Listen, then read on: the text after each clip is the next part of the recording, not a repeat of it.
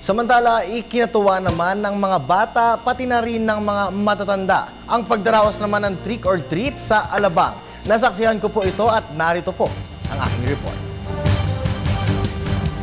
Nakaugalian na ng mga Pilipino sa kultura nito ang magdiwang tuwing fiesta, araw ng Pasko, bagong taon at iba pa. Ngunit isa rin sa pinakaimportante ay ang paggunita sa araw ng mga yumao o tuwing sasapit ang undas. Dahil sa araw na ito, binibigyan natin ng panahon at oras para muli nating makapiling ang mga mahal natin sa buhay. Pero bukod sa ito, naging tradisyon na rin ang iilan ng pagdaraos ng pangaluluwa o mas kilala sa Western culture na trick or treat. Isa nga ang Ayala Alabang sa mga dinarayo ng ating mga kababayan tuwing katapusan ng buwan ng Oktubre dahil taunang nakagawian na ng mga homeowners ang paggawa ng ganitong aktibidad. Sa labas pa lamang ng village ay ganito na karami ang taong nakapila at nag-aabang sa pagbubukas ng trick or treat. At syempre, karaniwan sa mga bibisita sa mga bahay-bahay ay ang mga chikiting na talagang todo karir sa costume at make-up. Pag umiikot po kayo, ano po yung mga nakukuha nyo na mga gift from mga taga-village? Candy lang. Candy kami sa pagkain. Kuya, masaya ba mag-trick or treat dito sa village? Ano mga nakukuha mo? Candy. Masaya sila, enjoy sila. Enjoy sila. Apo, nakagawian nyo na po talaga po. Oo. Mga taga saan po sila, ma'am? Dito ako nagtatrabaho sa Ayala mismo.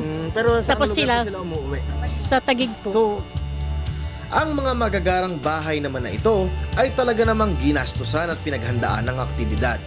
May naglagay ng mga nakakatakot na nilalang. Ang isa namang ito ay may naglalakad pang pugot na ulo. At ang gimmick naman ng isang ito ay ati-atihan. Pero ang talagang kumukaw sa aming mata ay ang tunay na pagkakapantay-pantay at pagkakaisa ng mga tao. Walang mayaman, walang mahirap. Sama-sama ang Pinoy at maging ibang mga lahi. Oh, it feels amazing. It's so nice to see all these little children in all their costumes, and it's really nice. It's so much fun because in Europe we don't have Halloween like this, so yeah, it's great. How do you like the Filipino culture? It's amazing. It's so friendly and everyone's really nice, so we love it. Ayon naman kay Joel Villa, village manager, simula pa lamang 1992 nang tumira sila rito ay nakasanayan na ng mga homeowners ang ganitong tradisyon. Walang kapantay na saya at ngiti ang tunay na adhikain ang nais na maibigay sa mga bata at maging sa matatanda. Siyempre masaya. Oo, masaya talaga. You get to give also. Tapos maraming pumapasok na outsiders, naka-donate ka rin, naka-give ka. Kahit small things pero something big for them. Masaya, di ba?